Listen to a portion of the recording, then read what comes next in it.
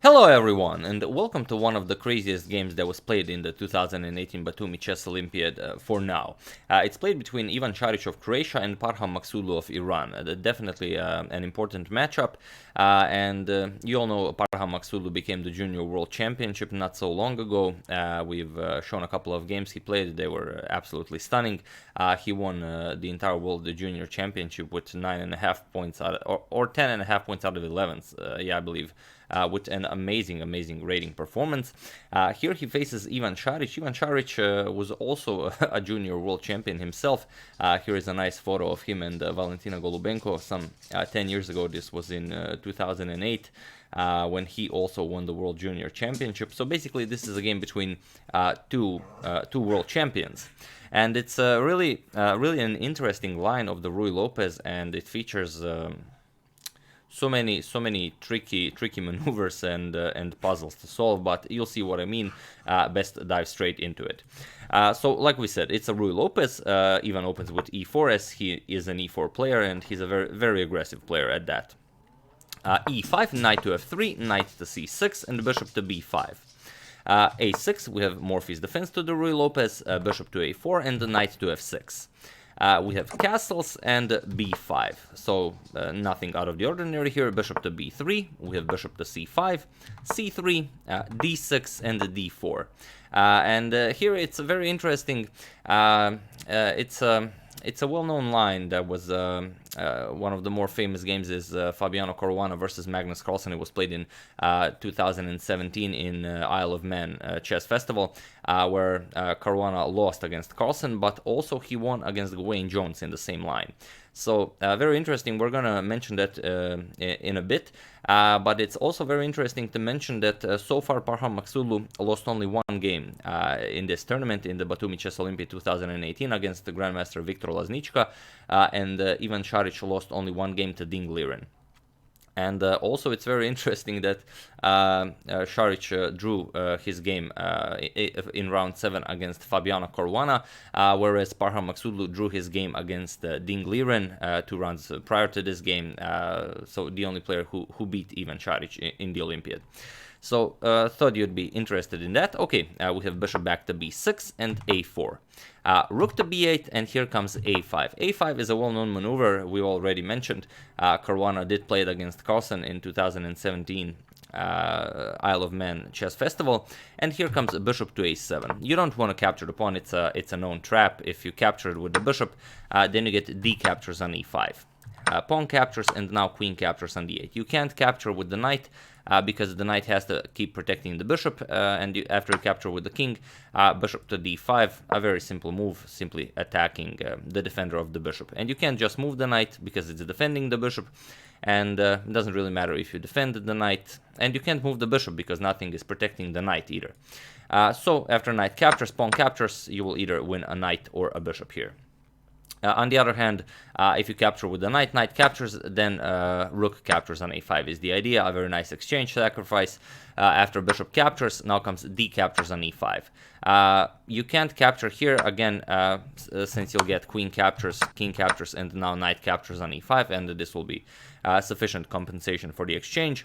And on the other hand, if you instead, after bishop captures on a5, pawn captures, well, you won't play pawn captures, but rather you will play knight captures on e4, then comes queen to d5, attacking the knight and also threatening queen captures on f7 checkmate. So after bishop to e6, you don't lose a piece yet. But after queen captures, bishop captures, you will get knight to d4, and now your bishop is under attack. If you want to save the bishop, you'll get knight to c6 with an attack on the rook and the queen, so white will definitely be better here. So, like we said, a well-known trap, bishop to a7 played instantly by Parham Maghsoodloo, and both Ivan and Parham are spending very little time, a couple of seconds per move here, so both of them very well prepared. We have h3, castles. So far, this game is completely copying the game Caruana versus Carlsen from the Isle of Man Festival in 2017. Bishop to e3, we have rook back to a8, knight to d2, and now h6. Rook to e1, we have rook to e8, and here we have queen to c2. This is a new move by Šarić. Caruana played the g4 against Carlsen, and like we said, he lost that game. Šarić tries a different idea. I'm not sure if he was following the game on purpose, but most likely, I mean, it's a game between Carlsen and Caruana. Most likely, both of them knew of this game. So queen to c2. Here he spent a bit more time on this move, and e captures on d4. Okay, knight captures, c captures on d4, and now comes c5. White does have a very nice center, so black, of course, wants to attack it. And here, e5 by Šarić. Šarić spent very little on this move, I think some 2.5 minutes. And here, Maghsoodloo had to think for the first time. And it's a very dangerous position. One thing you have to notice is that the bishop is attacking the f7 pawn. Not only that, it's spinning it. So moves like queen to g6 are definitely a possibility. One such line we could check out is pawn captures on d4. And now bishop captures on h6. With this attack, you don't want to capture and allow queen g6 to come with check, but whatever you play, rook captures on e5, queen g6 is coming, now threatening checkmate and also capturing on f7. So queen has to block both threats, queen to f8, and now rook captures on e5. D captures on e5, and now rook to c1, the rook is coming to c7. It would be a very dangerous position to play with black.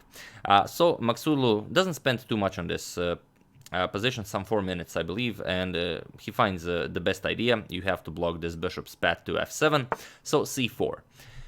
E captures on f6, we have c captures on b3, and now comes queen to c6. A nice move by the queen, attacking the rook on a8, and also attacking the pawn on d6. So while Maghsoodloo has to do something with the rook, bishop to f4 is coming with a double attack against this weak d6 pawn.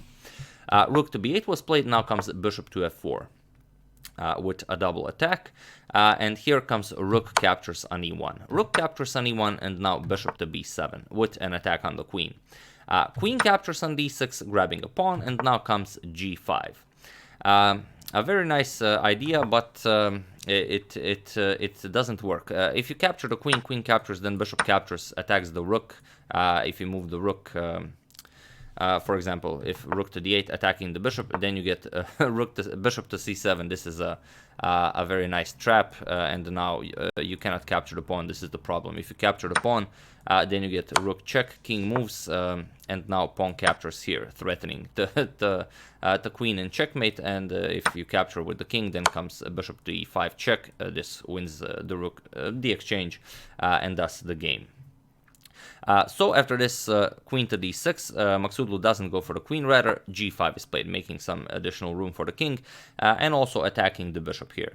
And here, while you do have a lot of options, there is only one best move, and even Šarić indeed plays it. So feel free to pause the video here and try to find the move Šarić played, the only move that allows a white to push for the win. I'll give you a couple of seconds to decide whether you want to do it. For those of you who were able to do it, congratulations. You are really an amazing attacker, because it's not an easy move to find. And for those of you who just want to enjoy the show, rook to e7 is the idea. Why is it such a powerful move? Well, mainly because the bishops are here. This bishop is on b7, it cannot move because then the a7 bishop is unguarded. And on the other hand, the a7 bishop has to stay there to keep an eye on the rook, as you'll see in a couple of lines. And what do you do here? If you capture the queen now, then of course the bishop captures here, attacks the rook, and you can't move the rook because the bishop will be weak. Even rook to d8 with an attack on white's dark square bishop doesn't work because of rook captures. Rook captures, and now after rook captures on d4, simply move the knight. There are no threats here. The king has a very nice escape square, so all is well here. On the other hand, after rook to e7, if you don't capture the queen, if you play something like queen to f8, you don't want to play something, then bishop to e5 is very strong. Rook to d8 attacking the queen, then comes queen to c7, and again you see that it's very hard to hold this with black. Both of the bishops are under attack, and after something like bishop captures on d4, you can even go for a move like rook captures on f7, as the king cannot capture, of course, and if the queen captures, then queen captures on d8. If bishop captures on f2, trying to get the king out to capture on d2 with check, simply king to f1. And now after queen captures here, queen to f8, now comes queen captures, king captures, and after king captures on f2, white would be up a piece and winning the game. So these are only two of the lines that are very popular for white, but Maghsoodloo goes for a different one. He plays g captures on f4. He grabs a piece, but now he must face the consequences. Queen captures on f4. A very nice move by Šarić that threatens queen to h6 with some nasty checkmating ideas. Here, if you play something like queen to f8, guarding the pawn, then d5 would be very nice, simply blocking this strong bishop, and again, it will be very hard to hold this with black. But queen to d5 was played here by Parham Maghsoodloo, and this is a terrible blunder that loses on spot. So feel free to pause the video here and try to find the refutation against this queen to d5 idea, as it does threaten checkmate. I'll give you a couple of seconds. So for those of you who were able to do it, congratulations, you are an excellent follower of my other social media, because I've already mentioned this there. And for those of you who just want to enjoy the show, the idea is rook captures on b7.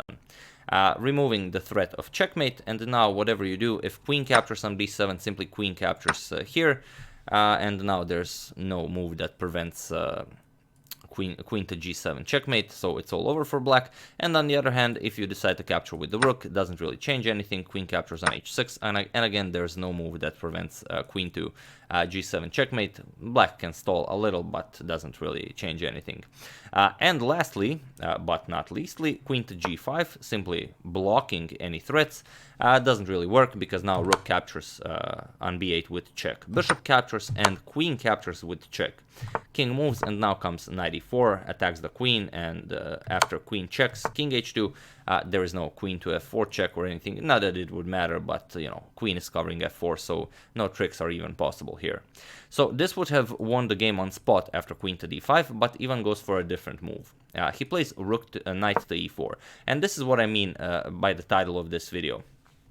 Because I wasn't watching the live coverage from the start. I started right about somewhere around here, and I saw the engine bar going crazy, and I was like, oh, very nice. I mean, such a victory against such a strong opponent like Parham Maghsoodloo.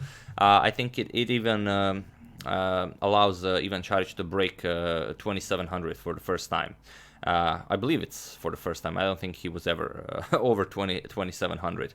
So I was very impressed by this, and then when I saw he didn't go for it, I was like, was it such a hard move to find? I have no idea, because I already saw the engine evaluation. When you see the engine evaluation, you immediately know that there's a punchline to the position, so it's easy to solve it. That's why when someone asks me in the comments, why don't I add the engine bar evaluation, it's because it really kills the magic, and you have to enjoy the position and analyze it yourself. But it's not the only time it happens in this game. Knight e4, okay, you block checkmate. Also, the knight is covering g5, so the queen cannot come to g5, but it does allow queen to h5, the only move that Parham can use to actually defend. So what do you do here? Ivan played queen to g3 check. d5 was also an idea. But okay, queen to g3 check. We have queen to g6 and queen captures on g6 with check. We have pawn captures, and now comes knight to d6. So Šarić is still down a piece, but he has a very strong attack, and it seems like everything is going his way. Maghsoodloo goes for the for king to f8. If rook to f8, this was also possible. Then you get f7 check, king goes back, and then after rook attacks, king can simply defend. And now you would be forced to capture on b7 and enter this endgame. But Maghsoodloo goes for a different line. He goes king to f8, which is slightly worse than the line we've already shown. Now Ivan has a very strong move that he's able to find. It's rook to h7. He spent a lot of time on this move, I think around 20 minutes, and now it's very hard, well, impossible to defend for black.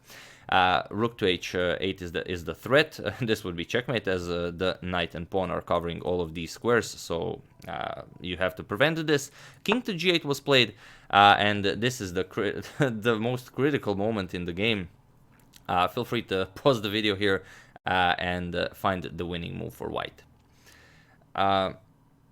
I'll give you a couple of seconds to decide whether you want to do it or not. For those of you who were able to do it, congratulations. Once again, you are an excellent follower of my other social media because I've also already posted this. The move that wins here is, believe it or not, f7.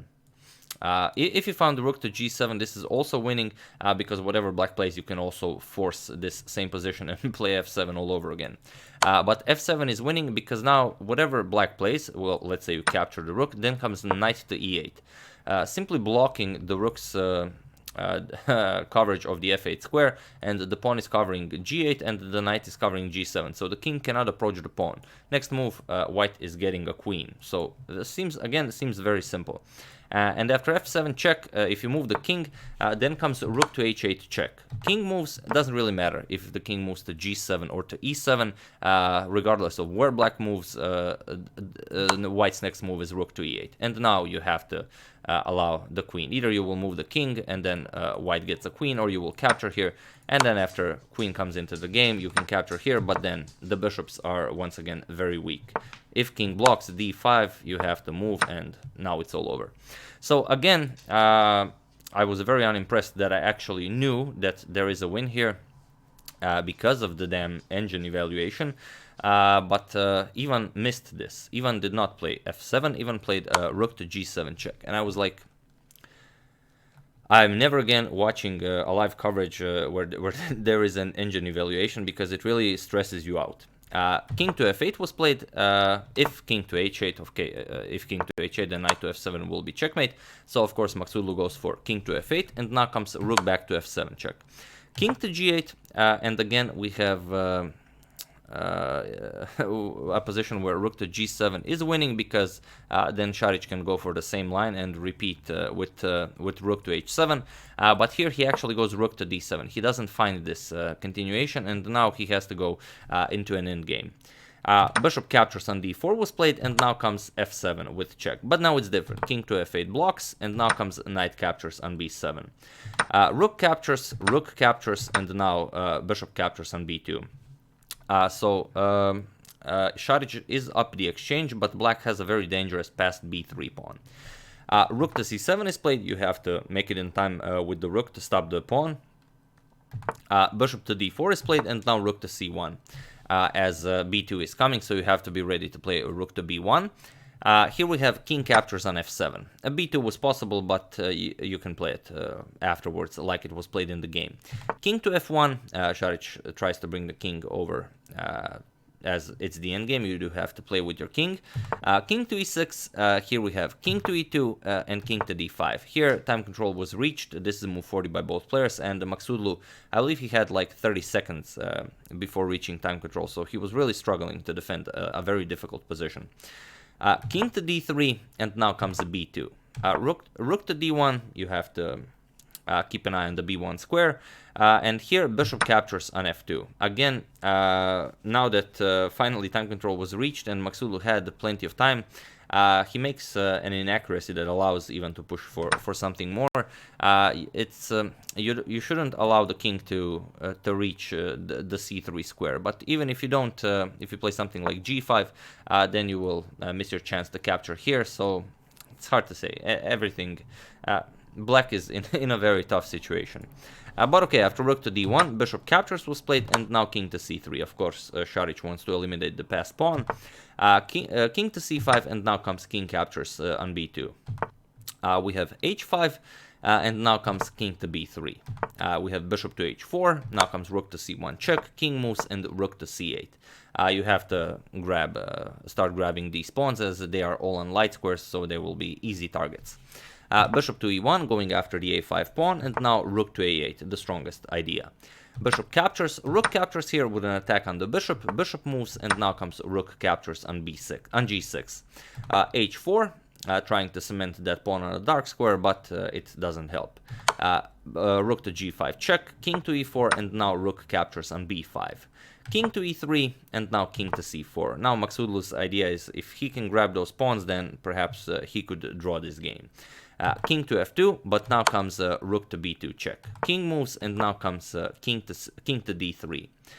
Bishop to f2. Now the king is ready to grab the pawn, but it doesn't matter. Šarić simply plays king to e4.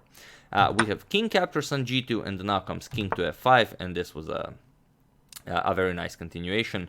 As now you have to choose whether you want to keep protecting your bishop, and then rook to b3 is coming, or you want to capture the last pawn and allow rook captures on f2 to be played. Both of it is winning for white, so Maghsoodloo tried king captures on h3, but it doesn't help him. Rook captures on f2 was played, king to g3, and now rook to b2. He starts pushing his passed pawn. We have h3, rook to b3 check, king to g2, king to g4, and here h2. Rook to b2 check, king to g1, and here Šarić simply played king to g3. This is why, most likely why Maghsoodloo tried this variation instead of trying to save the bishop, because now he is able to promote his pawn, but it doesn't matter, as it was in this position on move 63. Even the second time control was reached, that World Junior champion Parham Maghsoodloo resigned the game. He resigned because, of course, if you grab the queen, then you get rook to b1. And this will be checkmate. And on the other hand, if you go for a different, more exciting line, which is grabbing the knight, this comes with check, so checkmate is prevented for the time being, but it doesn't really matter. If you try something like king to f3, then comes king to f1, and now you will again be checkmated. On the other hand, if after king to f3 you don't move the king, you move the knight, you don't really have a lot of options. If you move the knight here, you will simply lose it and get checkmated afterwards. And if you try knight to f2, again, that doesn't really help you. Simply check. You have to move the king, and now king captures. King h3, and now a very easy checkmating sequence, rook to h4. So yeah, after king to g3, Parham Maghsoodloo decided to resign the game, and very, very difficult to win for the strongest Croatian chess player, Ivan Šarić.